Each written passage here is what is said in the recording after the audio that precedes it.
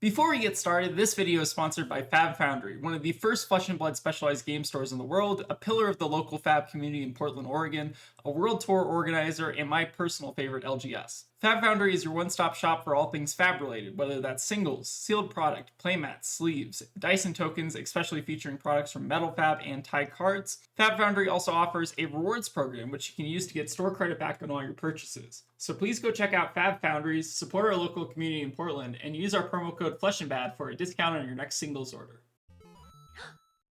Secret money. Thank you. You are welcome. Hey everyone, welcome back to more Flesh and Bad, and today I wanted to do a little mini Proquest report from the last Proquest I went to on Sunday. And for this Proquest, I ran Marlynn because I wanted to be one of the first people to try to get LL points on her, but wasn't quite successful. But I wanted to kind of go over my deck list that I brought and also kind of the results and kind of just talk about like potential areas for improvement. So this is the deck list I brought. It is a slightly modified version from the Taylor Crawford and pseudo list, and for the most part, the main board I think is exactly the same. Basically, the core 60 cards are identical.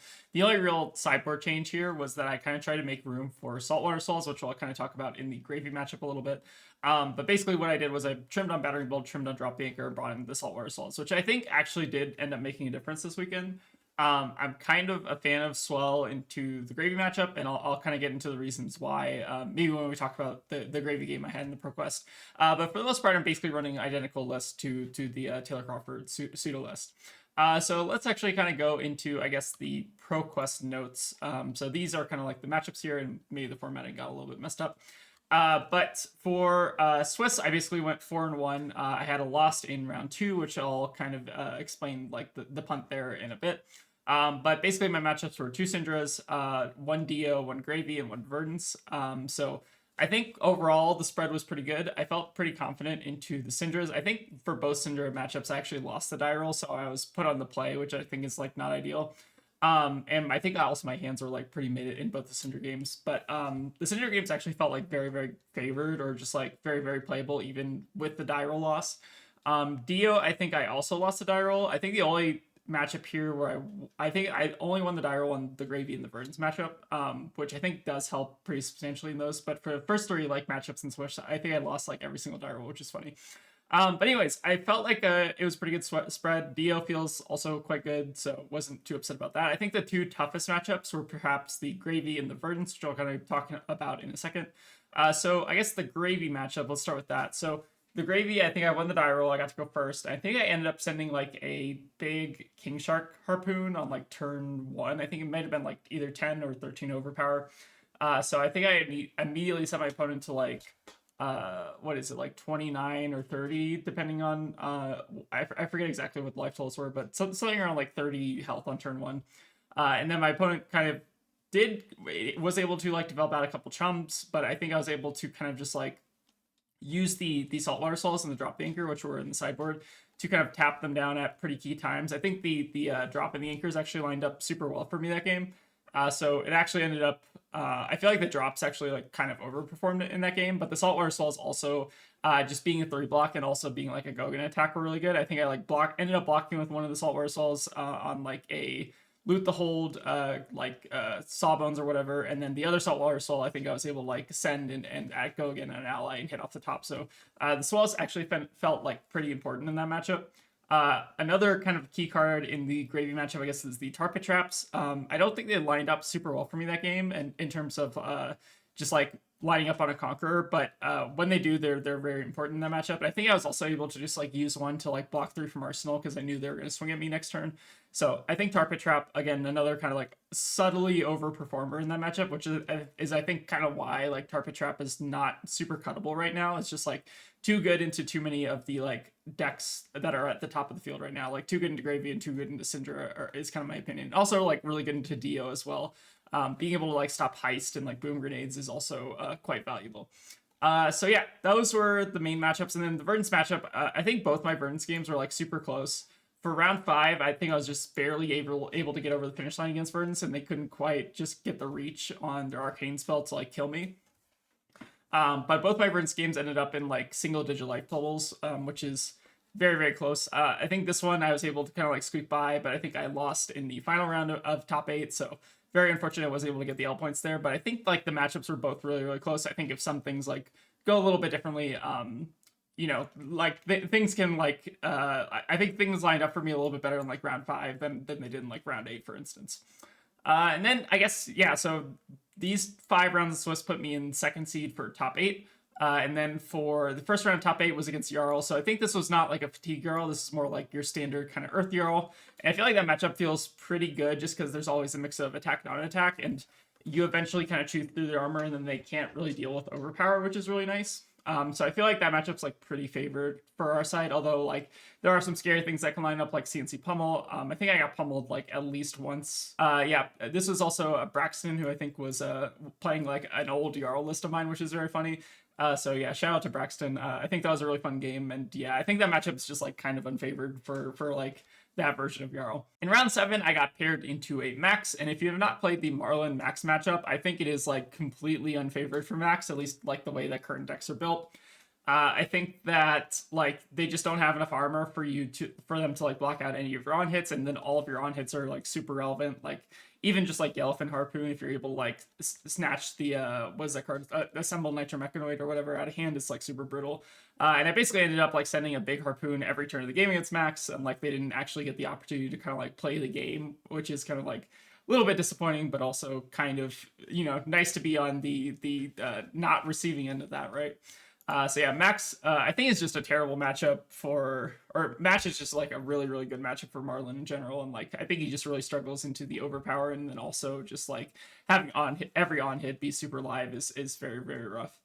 And then in the final round, we got paired into a Verdant. So I actually was second seed, so I got the die roll there. So I ended up going first. And I think the difference between, I guess, the round 5 Verdants and the round 8 Verdants was the round 8 Verdants was on balance, which I think is mostly for gravy, but like ends up doing a lot of collateral damage against Marlynn. Just being able to draw an extra card is really important. It's probably like a lot more valuable than Crown of Providence, for instance. And then this Verdants was also running Sigil of Solace. So I think what I ended up doing in like the first turn of round 8 was I basically just like overpitched to my harpoon cannon and then just tried to pass, and then my opponent basically like was able to punish me with a sigil. So they started at like 43, and I think on like either the next turn or the following turn they ended up finding like another sigil, like bumping them up to like 46. So I feel like from there it was kind of like an uphill battle, just like fighting through all the additional health on the sigils. But I somehow ended up navigating it to a point where the Verdance was at 2, and then I was at 4. So I was basically in like Stormstrider's kill range, which ended up mattering because I basically got Burn Bared for lethal, but that's kind of like how you deal against Verdants. I think overall, like I still feel like the matchup's like pretty good on the Marlynn side. You just have to have like certain things line up, and I think for that game it didn't really line up as well as I'd probably wanted to. So yeah, I think the Verdant's like Marlynn matchup is very close. I think if you're able to like hit with any of disruption, it puts you very far ahead. And like I think overall, I think it's more important to find like King Kraken in that matchup than King Shark. Depends definitely on like the state of the game, but in general, I feel like King Kraken hits a lot more valuable targets like Burn Bears and Light Up Leaves and stuff like that. And then it also can hit a lot of their blues. I think most of their blues are also non-attacks, but both of them are good in two Verdants. It just kind of like depends on how their hands line up, I guess, is like the main takeaway. And that was pretty much my Proquest. I didn't end up getting a gold. We didn't end up splitting, so there's no gold foil or anything. That's fine. But yeah, we're gonna plan on running this pretty much a similar list to this, if not the exact same list, next week. So we'll see if we can get a gold foil then. Yeah, so let me actually kind of go into the Cinder punt from round 2, because I think it might be helpful for like people to maybe hear about me punting, because like I don't think I'm also a perfect pilot with the deck. So I want to kind of like outline the situation here. So the life totals were 13 them as Syndra to 2 to me. So I was in a pretty dire spot. Our opponent had played like a Warmongers earlier in the game that really like messed with me, so I couldn't really like do a ton, and then I got like a lot of tempo out of that. But the life totals were still like semi-close, and I was basically able to resolve a King Shark Harpoon hitting their hand. And my opponent basically had Flick Knives up, no daggers, but I had a Tunic on like 2 counters. So that I basically was at like functionally 3 health to their functionally like 14 health or whatever. So I hit with the King Shark, and I basically have the choice between 3 attacks. So the first attack was like a blue dragon power, the second attack was Spreading Flames, and the third attack was like a Demonstrate Devotion 1 for 4.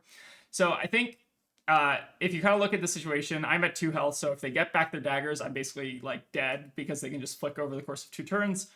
So instead of doing the correct play here of taking the blue dragon power, I unfortunately took the demonstrate devotion. I think my logic was that I wanted to try to like hold on to tunic counter for next turn because I thought like, oh, they're gonna send a 1-for-4 on me, then I'll have to like block 3 and then I'll have to lose my tunic, but that's actually like a preferable situation. So yeah, the correct choice was to take the blue, just so the opponent can't rebuy the daggers, but I took the 1-for-4 thinking that I was gonna be able to like preserve my tunic. So minor pun on my side, and that basically like ended up losing me the game because I got like flicked over the course of 2 turns. But just kind of want to like throw this in there to kind of showcase that like, you know, even people who are like super experienced with the deck can like make very, very like major mistakes. And I think that was probably one of them. To be fair, I mean, I did wake up at like 5 a.m. to basically go to the event, and then I drove for 2 hours, or I was in a carpool for 2 hours, and then we basically like got there at like 10 a.m. So I was pretty tired at that point. So I think this is me just like waking up at that point.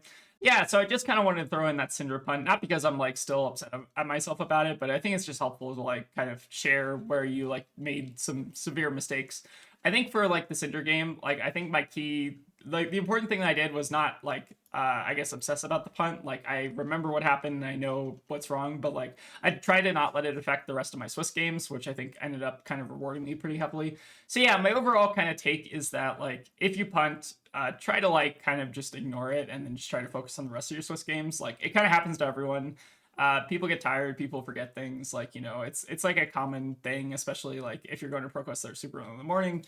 I think that like overall just try not to like let one punt in round 2 like affect the rest of your kind of performance there. Yeah, so basically I got second place at the ProQuest. I got a bunch of goodies. I got like a swing bag promo, overcrowded. I got a tough nut playmat, and I think I also got like a box of Super Slam. So overall, pretty nice little prize support there. And yeah, I felt like the deck performed really good. I think the main deck, like the main 60 here, just feels really, really good. I don't think I would change much about it. But the sideboard, I think, is like the most interesting part. Like, I think like the most flexible cards here are probably like the battering bolts and the drop anchors, although I still think they both serve like pretty important roles. I think I basically just made a meta call here that I expected more gravies as opposed to more like warriors, and I kind of ended up getting rewarded for that because I basically never paired into a battering bolt matchup. So overall, I think I made a correct choice of maybe just bringing in a little bit of extra gravy hate for cutting down on some of our like bad matchup hate. I don't even know if like battering bolt at a 2-up really impacts the deck all that much, although you probably will feel it into like Fang and Acilio the most. But outside those, like I feel like a lot of the other warriors don't actually care all that much about battering bolt. So I feel like there's still some interesting like space here in the sideboard for some potentially like testing like no battering bolt lists or testing like more swells and just more like gravy hate instead. So yeah, this is my completely original Marlynn list, not completely related to any other Marlynn lists we've covered on the channel in the past. But again, I think like the main 60 of this deck is like largely solved. It's kind of like the sideboard here that's like the most interesting piece. Yeah, but with that, I want to try to get some games, and we'll kind of demonstrate, I guess, some of like the Marlynn stuff, and I'll try to like talk through my lines as if I was going through a ProQuest and maybe try to get some of the more ProQuest relevant matchups, just to kind of like showcase the deck a bit. But yeah, I'll see you in the games. Playing against Victor, let's see how this goes. Victor can do some very powerful things. Test of Iron Grip, it's pretty rough. I think that's like the biggest card you have to play around in this matchup. I think we'll just run 61 here and see how it goes. I think there's also maybe merit to like doing like -1 Loan Shark and just keeping the riches in. I feel like you can typically take out another Loan Shark in this matchup. But since this is like a gold generating hero, as much gold generation as we can get, I think is pretty important in terms of just stealing their gold. So I think the biggest card we're basically looking for in this matchup is the King Shark Harpoon. All right, we got a pretty decent start here. So I think my idea here is to maybe just activate Eye and see if we can find anything off the top. We might end up just IPing with the Sunken Treasure, depending on what we see. So I think ideally here, trying to look for an arrow.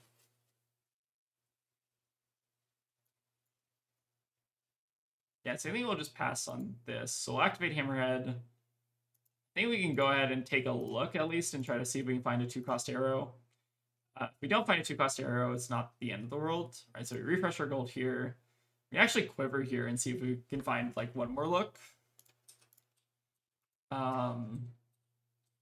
But yeah, finding the riches there may be a little bit painful because we're not going to keep an arsenal. So yeah, I think we're just going to go ahead and pass with the Sunken Treasure. Let me just hold on to that for blocking. I wonder if we maybe should have pitched that instead of using one of our other blue cards in our hand, like maybe hold on to the Seafloor Salvage instead. Oh, we started off with an extra gold, which I guess we can't complain against on like a non-arrow hand. All right, love to see a Visit the Gold Main Estate getting pitched, so that's very good for us. Spinal Crush is not ideal for us. So I think in this case, we may just want to take an off turn, give up the tempo a little bit here, and just Arsenal Lace. There is a way we kind of potentially get punished for this if they have like CNC or something next turn, but this does play around us getting got by like a block card. Like we ideally don't want to be attacking into Victor every single turn in case they end up having some number of block cards in hand. So I think it's kind of fine to give up the tempo there a little bit. All right, Peck Perfect is kind of best case scenario for us here, and they're pitching a Test of Iron Grip, which is also really nice. So basically this is 9 damage that we can just functionally ignore, and our hand's also really good. So yeah, I think I like just ignoring the Peck Perfect here.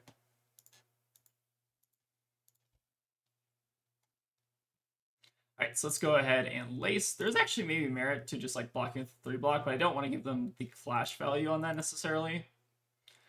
I think I just like 3-oaking here. There is also maybe merit to cracking a gold first if we wanted to get a little bit greedy and try to find another buff off the top. I don't think it's super necessary, and this does kind of insulate us from like drawing like a bunch of reds. This is actually great for us because now we have the King Shark. We did actually get a little bit punished here because we could have technically drawn a Catch of the Day to play, which would have been, I think, a really big hit. But again, I think that's draw dependent more so than anything. So let's go ahead and pitch here. And I think we're going to just try to save the 3-oak as our arsenal. So they don't have any gold to seal, so I'm not going to try to also risk the hook. They also have like full armor available. So I'd say not a super great opportunity for the hook here. If we made a gold this turn, I think it'd be a lot more incentivized to start hooking, but risking hook on 16 with full armor is pretty suspect. All right, so it seems like we get to connect with the King Shark here. All right, so we hit with the Lace as well, which is really big value. Let's go ahead and take, so they don't have a seismic setup, so they can't, at least on board, play any of these cranial crushes. So I think it makes sense to take the spinal here. I think the spinal messes us up the worst.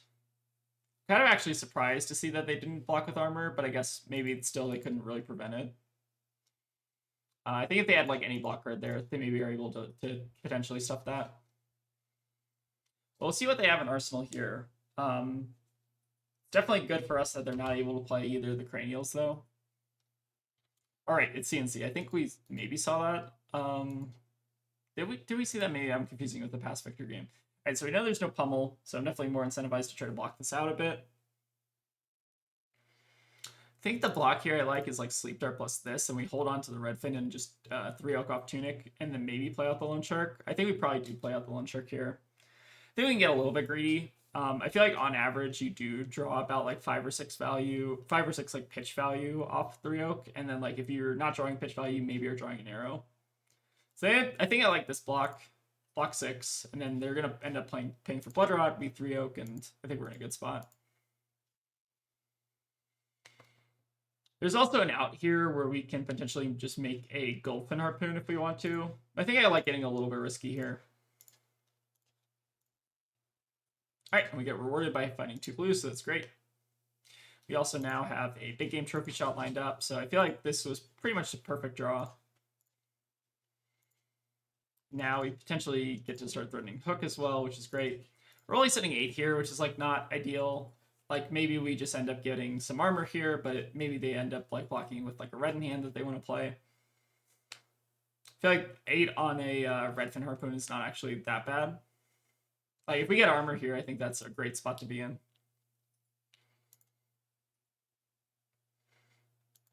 So yeah, maybe it looks like they want to try to keep this hand if possible.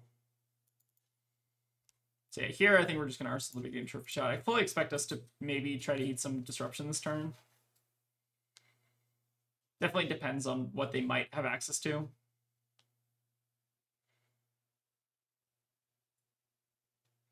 All right, just a Clash of Bravado, which is interesting. And the thump to me also maybe signals that this is like a pummel or something. But I don't think we really care about pummel. So if we get pummeled, we just discard a card. I mean, we're going to be taking like 11 here. So I think it's still fine. Okay, no pummel is also just like fantastic for us. So I'm kind of curious why they wanted to hold on to their hand so bad, or like why they wanted to protect this. Interesting. They wanted to heave a Thunderquake. Okay. Definitely a strange play from our opponent here. Let's go ahead and just big game trophy shot, though. We basically have the ideal big game trophy shot hand. And if we find another big game trophy shot, what does that mean for us? Don't necessarily know if a big game trophy shot is better in pairs, but I kind of like the idea of maybe just discarding the Codex of Bloodrot and arsenaling this for next turn. I'd say big game trophy shot is definitely one of the better arsenal targets. And then we do also get to refresh our gold here, so we get a guaranteed hook. So yeah, still a pretty good turn for us. Discarding the Codex of Bloodrot there I don't think is like super important. There is maybe like some weird big game trophy shot line, but I feel like this card gets really awkward when you draw multiples of it. I don't know if it's ever correct to like double big game trophy shot. You have to have like a very specific hand to make that work, and I feel like that would only work after like cracking a bunch of gold as well. All right, so we're getting Test of Iron Grip here, which is a little unfortunate. So maybe we're getting punished here actually for not playing the Codex of Bloodrot, because we would have gotten a Ponder token and then we wouldn't have to discard this. So yeah, a little unfortunate there. They have a Cranial Crush on top, but not the end of the world. We're still sitting on a pretty big pile of gold. But that is one card you kind of have to be a little bit careful about. Like, I think if you have the opportunity to go off a card in hand, like, it's probably better to than like overcommitting to it. All right, we're just playing out a thump here. So this is not greater than space, so we'll not get the on-hit discard. So I think we can pretty safely just ignore this here. I feel like this is going to be one of the gravy turns here. I don't really love setting up the second Loan Shark, but depending on what happens, we might end up having to. I feel like ideal draw here is just a blue. But Golden Tip is also not bad. So I think here, what we're going to do is we're going to crack Marlynn, and then we're going to re-roll on the Loan Shark and hope to draw another blue, because I feel like that converts this hand the best. All right, and we hit the blue, which is perfect. So now we don't even have to play out the second Loan Shark and potentially lose some life here. But we've basically been able to keep this around for quite a bit, so I'm pretty happy with that. I think I will go ahead and play the take game out here, since we're getting a Ponder token, presumably, given their armor situation. They do have the opportunity to correct balance here if they want to, but we've done a pretty good job of at least keeping them off a gold pile. And we haven't seen any visits from them also, which I think is very favorable for us. I say this game is going pretty well for us. I think the only thing we're really missing at this point is like our ways to get our King Sharks. Like we have, I think, 3 Codexes in the deck, and then also 2 other King Sharks. So the faster we can resolve those, the better. I feel like the Goldfin Harpoon turns are good for sure, but maybe not the most like disruption efficient card in the world. All right, so we get to steal gold there, which is perfect. Or I guess we're not stealing gold, we're just creating brand new wealth. All right, and they will crack their balance as well. All right, Sleep Dart is kind of a whatever arsenal target, but it's probably fine. If we end up getting like CNC here or something, then I kind of don't care. But yeah, Zell's Belting, I'd say, is also not a card I really typically see in this matchup. Might just end up getting Thunderquake here. And yeah, I feel like Thunderquake is not necessarily the best arsenal, but sometimes you gotta do what you gotta do, right? I think here, this hand is interesting. I feel like it's a little bit more simple than it maybe looks. So I think here we're just saying no blocks. Take 8, we go to 5, and then we just get to Sleep Dart, go again into King Kraken. That will unfortunately give them value off their quick dodge if they want to use it, but I think I'm fine if they do. So yeah, let's go ahead and Sleep Dart, go again. So they will at least get 4 value out of the quick dodge as opposed to like the normal like only 2 value or like whatever, but like I think that's still like okay. Still not like ideal quick dodge usage, right? Oh, they're gonna test strength instead. Okay, interesting. Maybe they didn't want to take the 1 damage there and they had to test first. I think that makes sense. So we actually now know we have a lace on top, which is valuable information. So we could get a bit greedy here, and I think I will, because if we end up drawing like 2 blues here, we're basically like gonna win the game on the spot. So yeah, let's go for the green mode here, and we also have some gold to potentially get us out of it if we need to. I'd say this is good enough. We could try to stack one more gold here if we wanted to see if we can find one more blue. I guess we also shouldn't have loaded this right now in case we draw into a king shark. So I might end up getting punished for this. But that's fine. We'll see if we can just draw blue here. Okay, perfect. So now we get to send in for 16. I don't think our opponent can fully block this even if they have all block cards in hand, which I don't think they do. So yeah, we'll send in for 16 here, and we're basically guaranteed to get their gold, I think.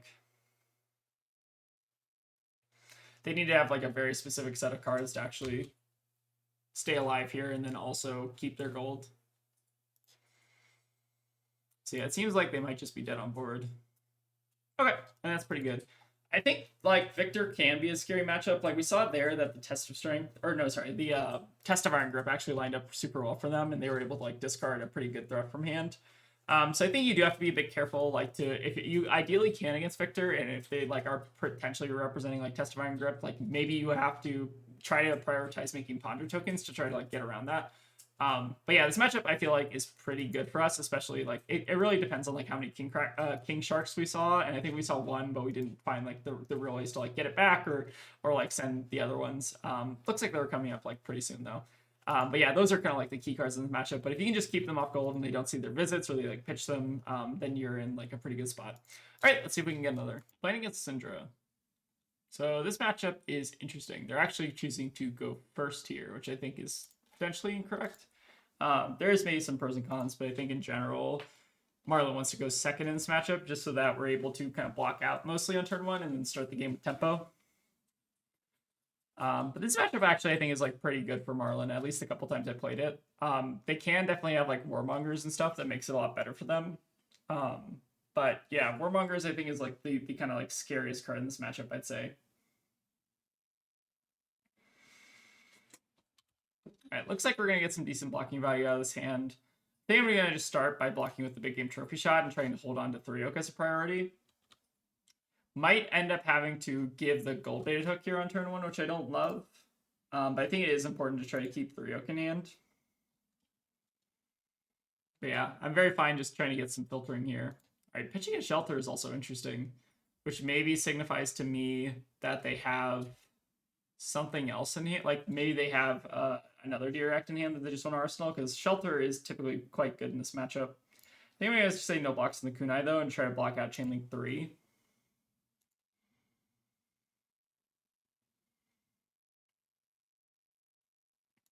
All right, they are going to gain a resource here as well. All right, so what does that signal to me? That maybe signals to me that they have a 1 for 5 to end it off on. So I think here we're going to give the gold baited hook, and we might end up having to give these 2 cards, but it will mean that they're put off an arsenal, which is also quite good. So I think I'm actually kind of fine trading my 3 oak for their arsenal. I think that's like a decent value proposition. We don't want to take too much damage on turn 1. And yeah, very interesting kind of start from our opponent here. Because now we get to basically get full value out of our block. We lose a 3 oak, which is obviously not ideal, but we are basically getting 4 card filtering, and then maybe we're drawing closer to our king shark and tar pits, which are also quite good. So here we can actually just send a red fin, which is also great off the codex. Another kind of good reason to at least get our first harpoon in the yard. So I think I like here just kind of going with the safe codex line. We're basically going to be able to strip their hand, keep them off tempo. They will get a card back from the graveyard, but that's fine. And they basically are not going to have a really good turn next turn. So I'd say we're in a pretty good spot here. Definitely maybe a greedy line from our opponent here and trying to go for the breaking point when we didn't have an arsenal. But yeah, here I think I'm very happy to just hook this. It's pretty unlikely that they're also going to have another D-React here. So I think Redfin is pretty safe. If they end up blocking 3 plus 4, they'd have to give us armor still to fully cover it. So the only thing here that would really prevent the hook value is like double D-React. I think overall it's pretty safe to block here.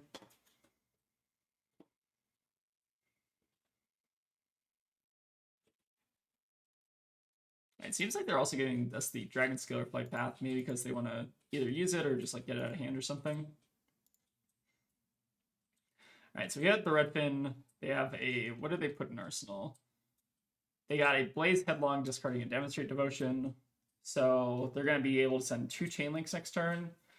So I think in this case, it's actually best to just leave them with the mounting anger, so they have to start using their vest counters. Although 0 for 3 is also fine. Maybe taking the mounting anger is just like safer. They can do 0 for 3 and a 0 for 4, but I feel like I don't care if they do that. So I feel like that actually is maybe a better play. Ooh, and this hand is kind of disgusting. All right, well, this hand either does nothing or it does like everything we could want more. So I think we're not blocking this Rising Resentment because obviously they don't have any cards in hand, and even if they did, I don't think the effect actually triggers. And then maybe they're just going to pass with Blaze Headlong is probably the best play they have. Just since they're not really able to force through the mask here.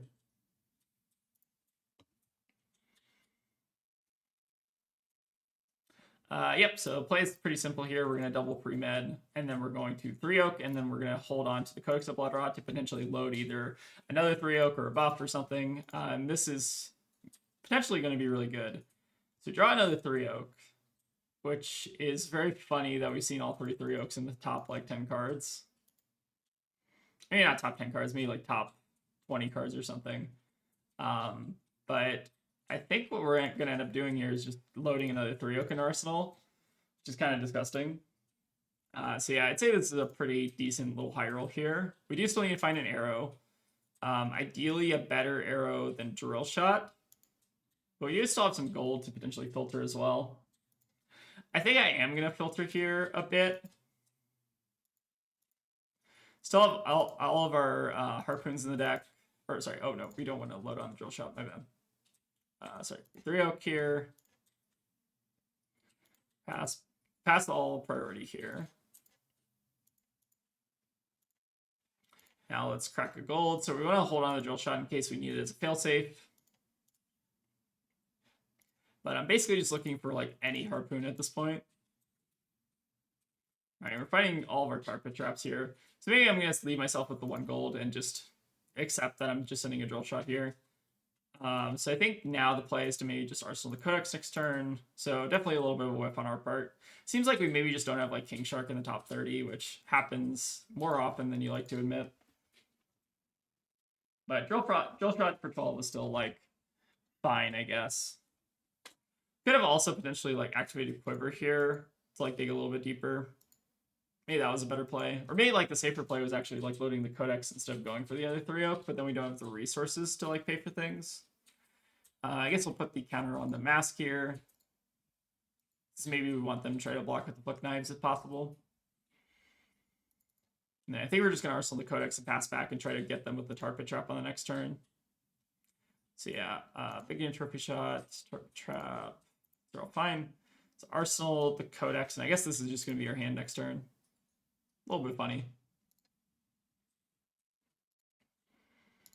So yeah, I think our plan here is to just Tar Pit on Chainlink 3 and just stuff the mass trigger so they're not drawing additional cards this turn. And then this hand does actually work quite well because we're going to have the Tunic coming up next turn as well. So we basically have to send another Redfin. Yeah, but definitely kind of missing the King Shark Harpoons this game.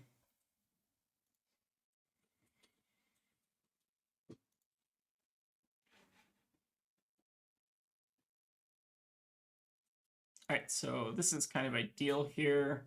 So now we get them with the Tar Pit Trap, and even if they flick on this chain link, on the next chain link, if they hit, it doesn't matter.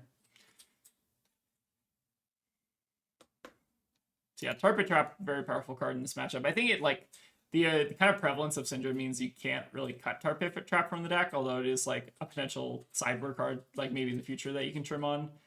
But yeah, with how much Syndra's just running around, like this card can just like completely hose them, which is really nice.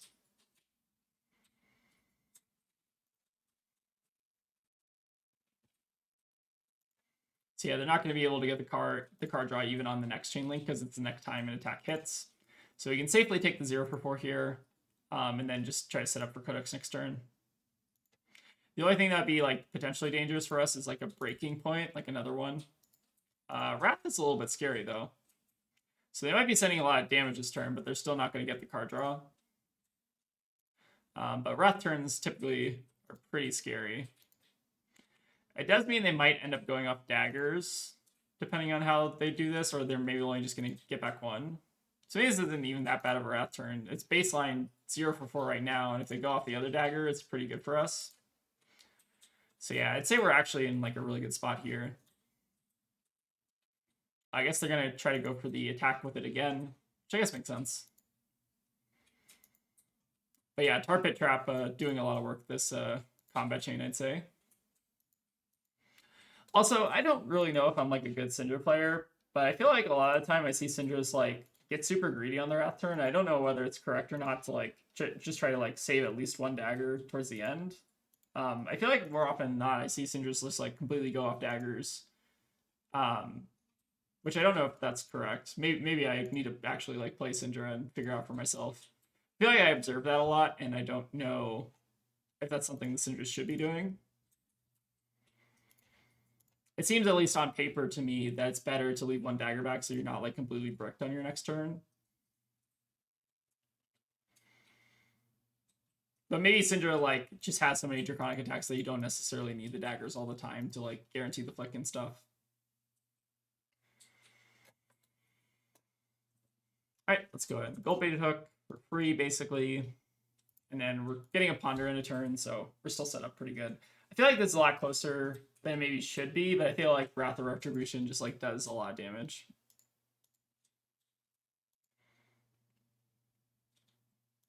Alright, it's getting a lot of value here, and then we get to strip the best card out of their hand. So they chose Ignite to hold on to. So what does Ignite mean? It means that they probably want to do these two or something. I guess in this case, so they don't actually have a way to make this Draconic, right? So I guess in this case we actually take the Mounting here because it's a Draconic card over the Fire Tenant. Kind of an interesting choice there. Maybe we're supposed to take the Blaze Headlong, so we like force them. Oh yeah, I think the better choice there is actually the Blaze Headlong, right? If we take the Blaze Headlong, they don't have a way to pay because they don't have the daggers up. Yeah, I think that's a minor punt, but they're still not able to buy daggers back here, so it's like, I think it's a couple points of value at least. So minor misplay on my part. But we're still basically going to be presenting lethal next turn. They also come in 0 for 5 for this. And then their last card in hand is, or the last card in Arsenal is Ignite. Does Ignite, hold on, what does Ignite say? Do they get to -1? I was thinking maybe there that the Ignite plus the Mounting Anger, maybe I want to take that away. I actually don't know. Maybe they're just trying to hold on to the Ignite. Alright, so it is for 1. So the next Draconic card you play or activate this. So is Syndra a Draconic card? I don't know if she is. Maybe I do not believe so. You do not believe so? Okay. It's weird because she does say Draconic, but I don't think you should be able to activate this. So I guess we'll just go ahead and give Tunic here. Oh, they can activate Syndra. Okay. Oh, fascinating. Yeah, she is technically, I guess, a Draconic card. So maybe the punt here is actually taking the Mounting Anger here. Although maybe there wasn't actually any way we could like stop the buyback on the daggers. Kind of interesting. We're still like pretty safe here, and they only have 1 dagger up. So if we can basically strip their hand again next turn, and I think we're even going to be presenting lethal, it's going to be pretty good for us. All right, so let's go for the Seafloor Salvage. I think we're just making a gold here just so we can cycle through the deck a little bit faster. Let's go ahead and correct the Loan Shark here. And depending on what we draw, maybe it changes their play. So we draw King Shark, which is great. So that will probably kill this turn. It means we also don't have to play Redfin. So King Shark showing up right on time. Ooh, we draw an Eye as well. So I should basically guarantee us a pump here, assuming that we can draw here. Yep, so this is perfect. We have 2 pumps on top, so we get to draw the first pump, draw the second pump, and we're now sitting in for 16, which is great. Yeah, it's kind of hard to underestimate how good Eye is. I hate how good Eye is in this deck. I kind of just hate how good Eye is in general. But being able to guarantee draw certain cards is just so good. I guess we might as well hook here because they're not blocking this anyways. But yeah, I wish I was worse than it is. And it's still a really close game, even though I feel like I don't know. Maybe they had some interesting plays.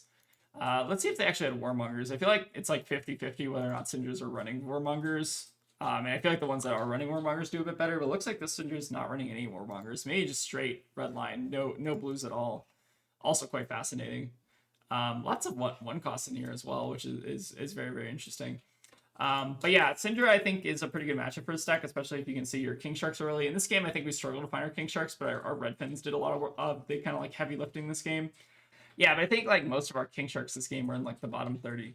All right, that was a pretty good one. Let's see if we can get one last one. Playing against the Gravy, we're going to go first. Let's go for the Gravy board. So this matchup is definitely like one of Marlynn's like harder matchups. And I'm still kind of like trying to figure out ways to make it a bit better. But I feel like the Saltwater Souls have helped, and I'm hopefully going to be able to showcase them maybe helping a bit this game.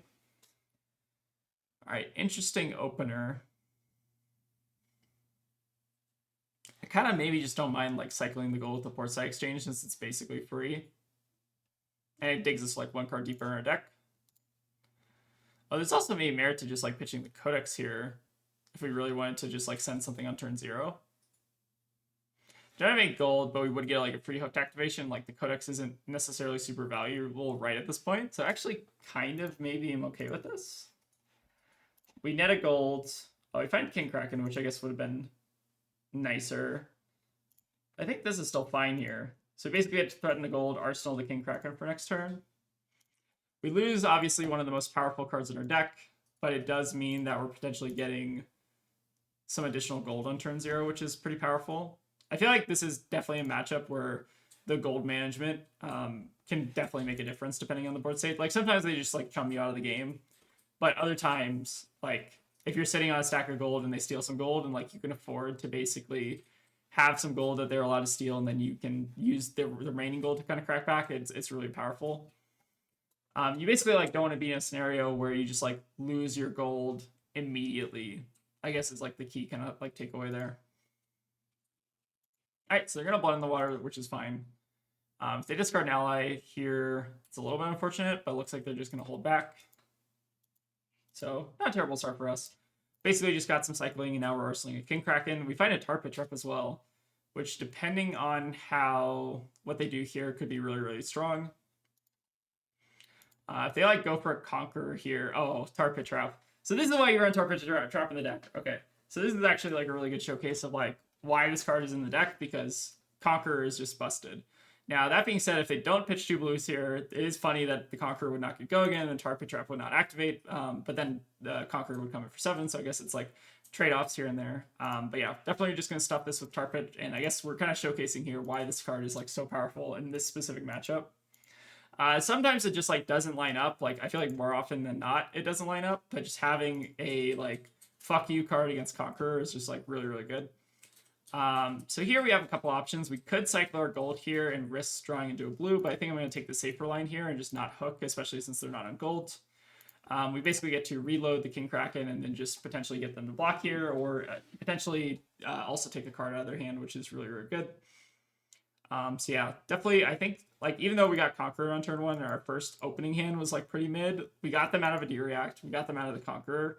So like overall I feel like we're not in bad shape even though we're at a lower life total, and they also just like haven't seen any allies. So overall I think this is like not that bad of a start against Gravy. All right, love to see Loot the Hold. All right. And then here we have the option of taking the Sawbones, but they would get to play it next turn. So I think this is actually a scenario where we're not supposed to take the Sawbones. Because if we do, then they just get to play it out next turn, and on board they don't have a way to actually do that. They could always have like some draw discard thing in Arsenal, but I think the safer play is to just like force them to play it out. Although that being said, like they could just like Murderous Rabble, play it out, not attack with it. So I think we actually just decline here, which is interesting. But yeah, we'll make them find a way to discard it, because I don't want to give them the free action point economy, basically. If they want to just play it out and not get the swing value out of it, I think I'm more okay with that. So yeah, this play definitely depends on, I guess, what they have in Arsenal. Like, if they have some way to discard the Sawbones, that we don't know about, then this play is definitely wrong. But I think I like this play given the information that we know. Because otherwise, if we discard the Sawbones, then we're basically just giving them free value. So unfortunately here, they have the Tipple, which I guess is a bit of the punish. So now they get to play the Sawbones out anyways, generate some gold, and now potentially threaten our hand. So maybe we got a bit greedy here. But I think it still like makes sense given the information that we actually knew. Like if they don't have the Tipple in Arsenal, I feel like that play is correct.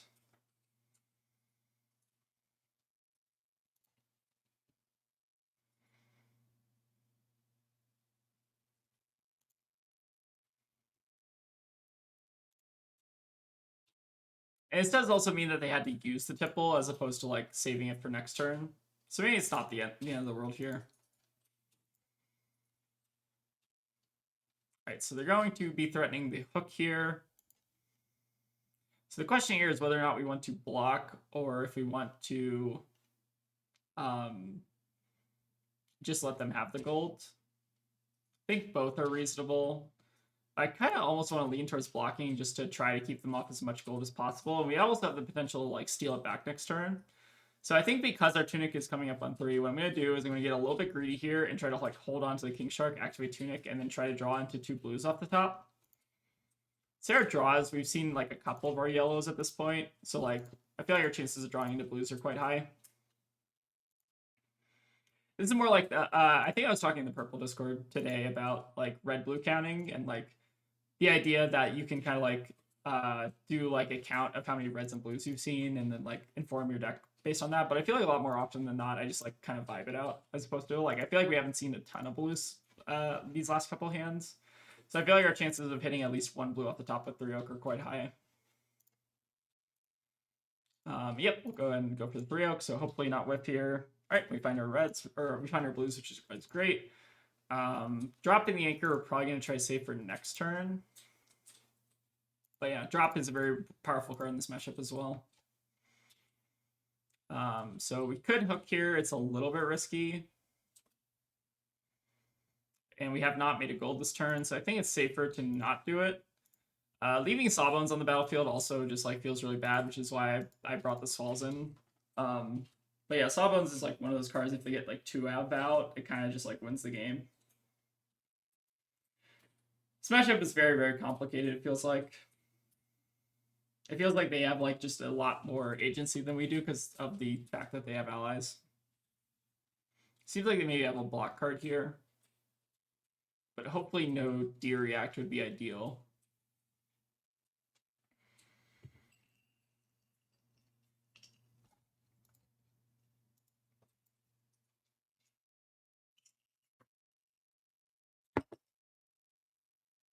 All right, they have Sunken Treasure, so they're going to net some gold here.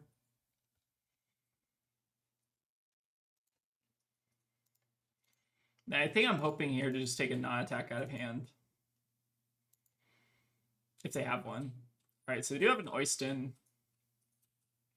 which I think is still correct to discard, so they just can't like jittery next turn. So I think in this case it is actually correct to take the ally because we know that they have like a discard outlet in hand. And my hope next turn is they're not able to do anything like super busted, like maybe they don't like jittery off the top or something. All right, Saltwater Swell. Plus I is pretty good.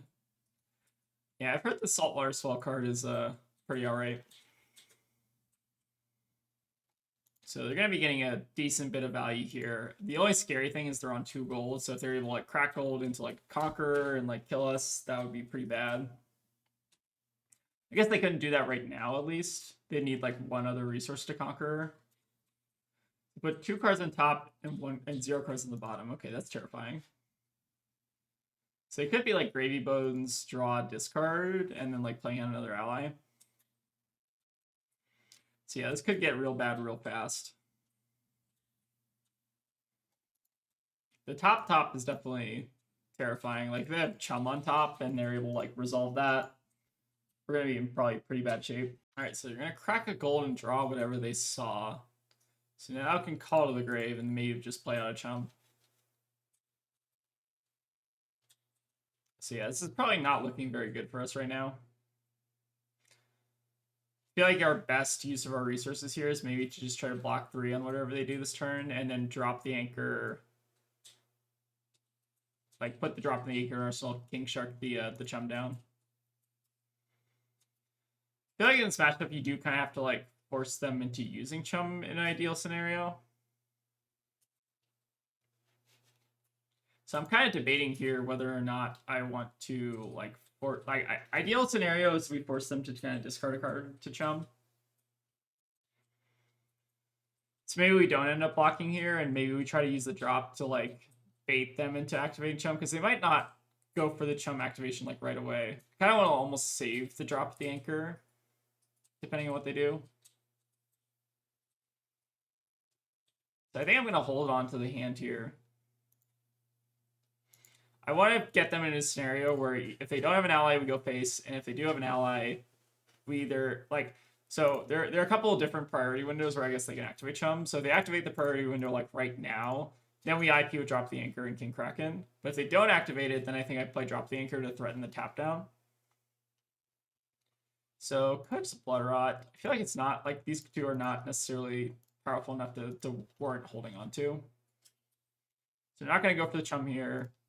And now we're going to threaten to drop the anchor. See what they do.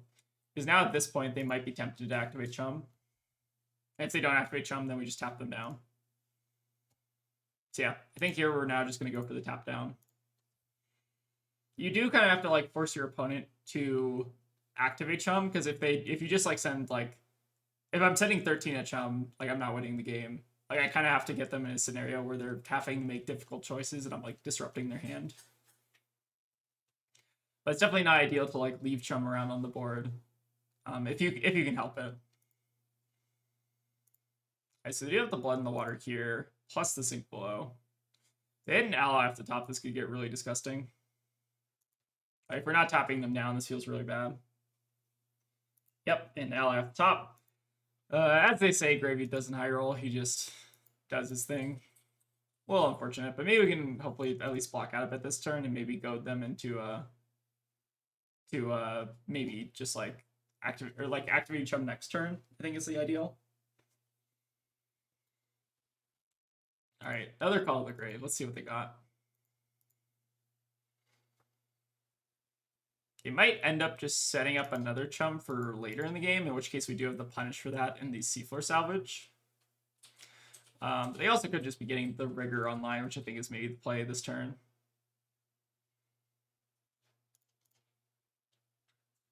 Or maybe they just want to play out the Rigor Mortis, or, like, the Oyston. Okay, they want to play out the Oyston first and then swing the Sawbones. I think this makes sense.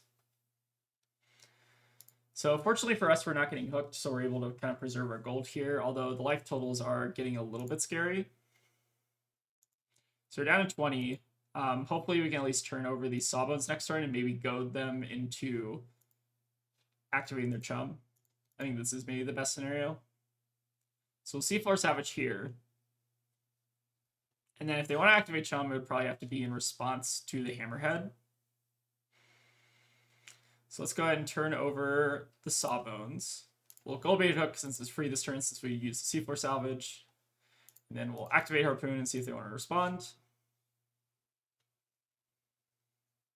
If they don't want to respond, I think I'm sending face just to keep them off of their hand. But we do need to eventually kill the chum. We can't just, like, leave it around forever.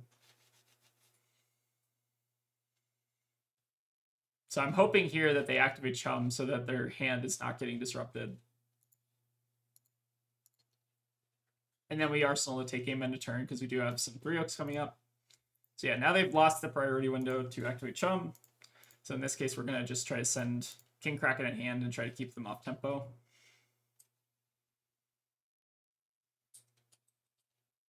right, there's another chum in the graveyard, so that's definitely not ideal. But if we could prevent them from playing it next turn, I think that maybe is a path to victory. I mean, for what it's worth, they already have a chum on the board, so maybe getting the second chum online is not a super high priority for them at this point.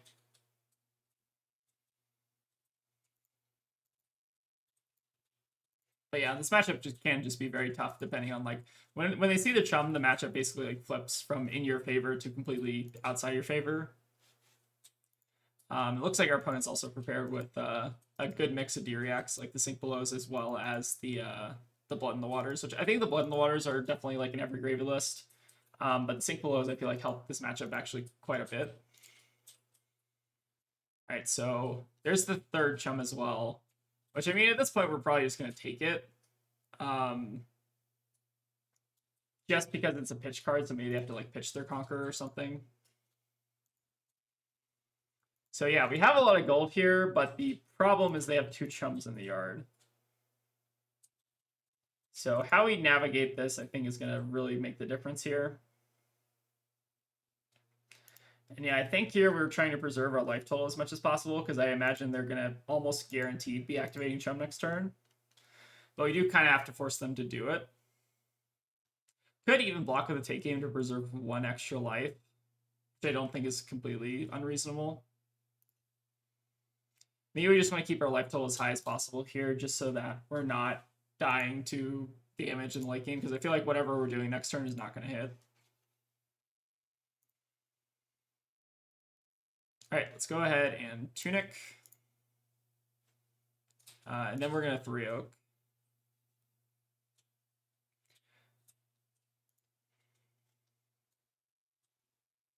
So yeah, we need them to ideally have a hand where either they don't have an ally, they activate chum, and then we send just like whatever mid damage. Or we just need them to kind of not have a really good series of draws. All right, they're going to chum right away, so this is fantastic. So they're activating chum right now. We're probably going to need to kill it this turn anyways. So yeah, here we're going to just 3-Oak. And then hope to hit something that allows us to just take aim at chum. The only problem with this hand as it is that we do need to make sure they're not just like activating Sawbones and then blowing us out with a Fearless Confrontation. They have seen 2 of them for what it's worth. But I think we do potentially lose on the spot if they have Fearless here. So one thing we could do to get around... So I want to try to preserve the Sunken Treasure so that we can flip over another chum if they start with an attack next turn. So one thing I'm thinking about is we actually make a Goldfin here. And that lets us reload, activate cannon, hold on to the Sunken Treasure, then arsenal the King Shark. So yeah, pretty weird spot to be in just because of like how many chums we've seen. But I think preserving the Sunken Treasure, if we can get value out after that like next turn, is smart. And then playing around the Fearless, I think also does matter pretty significantly here. We've also not seen our Swells this game, which I think would do a pretty good job of clearing the Sawbones. But there are only 2 in the deck, so you're not necessarily likely to see them. My hope here is they start off with like a Tipple or a Jittery Bones, and that lets us at least get rid of one of the other 2 chums. I think that's probably the ideal scenario here. All right, and they do start with the Swell, which is fantastic for us. So this means we get to turn over chum, still get to play out the other one, which is just how chum do. So yeah, let's go ahead and just turn over one of these right now. Getting a lot of value out of Sunken Treasure there. I think blocking with the take game that one turn was pretty smart, just so that we're staying a little bit healthy here, because we need to fight our way through all these chums.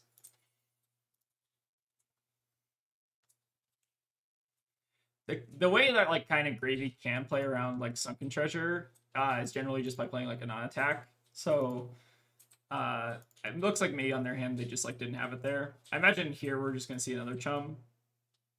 Maybe we're just gonna block through with the Tar Pit. Could also say the Tar Pit for next turn depending on what they do. Yeah, how many Conquerors have we seen? We only seen 1 Conqueror, so the Tar Pit actually could be a decent arsenal target.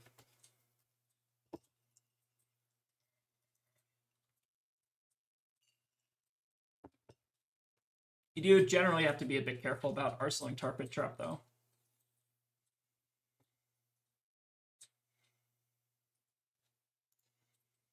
All right, so opponent's coming in for 8. They're not playing out the other chum, though. What does this mean? I feel like this means we're supposed to just take this damage and then just arsenal a Tar Pit for next turn anyways. Yeah, because it feels like pretty likely that another Conqueror is coming up. I think this makes sense.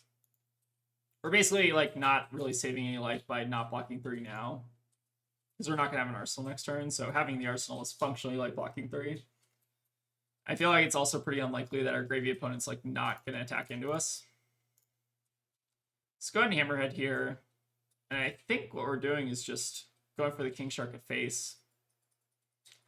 Could gold bait hook this, but I don't think it's worth it. Let's just keep being disruptive.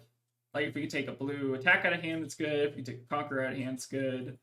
A lot of good targets here. And then we're still just playing towards our kind of like power cards in deck. So we have 1 3-hook left. I think we have 2 codexes maybe live, because we blocked with 1. And then we have like our Sunkens, our seafloor salvages. We have a lot of good stuff left in the deck, and our swells as well. Okay, so it looks like we got Conqueror out of them. So this is really good for us. The follow-up is not great, though. So they have an Avasti, which means they're going to go pretty wide next turn. But yeah, nothing we can really do about it at this point because they just have the ally set up. So yeah, a little bit unfortunate for us, but we do get a Conqueror out of hand for whatever that's worth. And we have done a good job of at least denying them a bit of gold. And so there's the Avasti. So it looks like pretty likely they might just be ending up with Chum here. I'm a bit surprised to not see Hook, but maybe this makes sense. So yeah, I think here, when this hits hero create gold, I mean, they already have a gold, so they can like steal gold whenever. I guess maybe we should try to steal on whatever the next thing they do is. I feel like this game is maybe just a little bit unfortunate for us. I feel like the draws we had just like did not line up particularly well. So yeah, we'll let the rigger go. So make another gold here, and then we'll try to save this target trap for whatever they do next, I think. Alright, discarding the other sawbones. So the board is basically like kind of out of control at this point. Alright, there's chart as well. I guess there is a real scenario where we should have targeted that in case they just go like double ally pass, but I'm kind of halfway expecting them to attack us this turn. But yeah, I think if they don't attack us, maybe we just lose on the spot. At least it would make sense damage-wise to try to attack us. So there's the Chum. There's the Hook. It looks like they're maybe going to come in with the other sawbones as well here. So yeah, I think we played this about as well as we could have, but the triple Chum was obviously, I think, a little bit unfortunate. Let's go ahead here. So what is our best play? I feel like maybe we just need to give armor at this point. Well, like giving them the extra gold actually like doesn't matter here. So I think maybe just using the tar pit here is like fine going to 2, because our armor is functionally health at this point. But yeah, I think here we actually need to clear the sawbones, but we're still not really in a winning spot here, I think. I think we just need a high roll like a little bit harder than we ended up doing. All right, and on our turn, I think what we have to do is just hope the swell hits. So we're going to try to kill the sawbones here, but I think definitely maybe in a bit of a losing battle. I think there's maybe a world where we like hit off the swell, we draw, hit a blue, maybe we draw 3-oak, they don't have an ally, and we just like go face.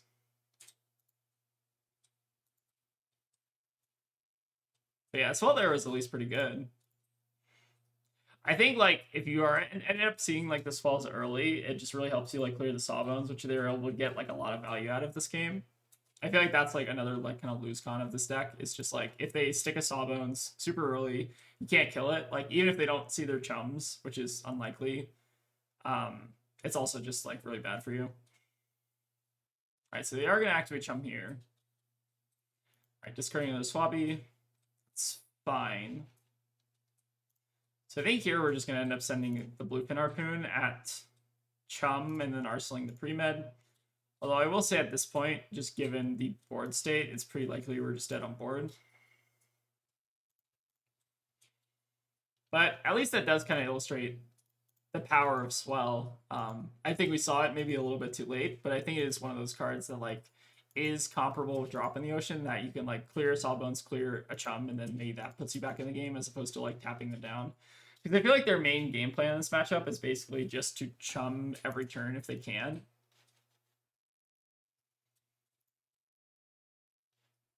Right, this is a potentially good hand. I don't know if this gets us back in the game, but it might get us half the way there. We still do have some armor to work with as well. So depending on how wide they're able to go here, Sam might actually be okay.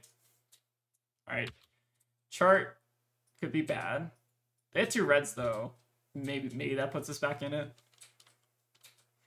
You can dream. All right, just another Eye of Ophidia.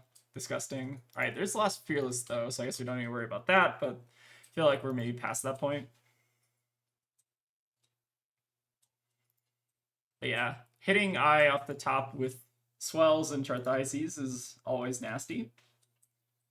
Oh, I guess they shuffled at some point, didn't they? They called to the grave, so maybe they haven't hit stack yet. All right, let's see what else they got in the bin. All right, so there's back alley, so that means that they're going to be able to go super wide this turn.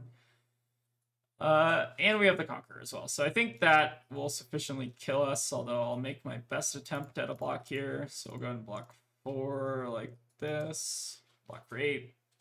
But yeah, I think we are super, super dead here. Gravy doing gravy things. What are you going to do? And yeah, now we just basically die to the Oyston. I don't even think they need to play an ally here, although they could. But yeah, I feel like that gravy game just like did not go particularly well for us. Like I feel like even drop the anchor like against that gravy wouldn't have mattered. I feel like the biggest thing that like mattered in this matchup was actually like the D-reacts. Like I think they had the extra sink below, or they had 2 sink belows and then 3 blood in the waters that all lined up super, super well. So another unfortunate one for us. I think that like in different circumstances, like I feel like a lot of the choices we made were correct, and then we ended up getting like punished. Like I think on that tipple turn, we ended up getting punished for super bad.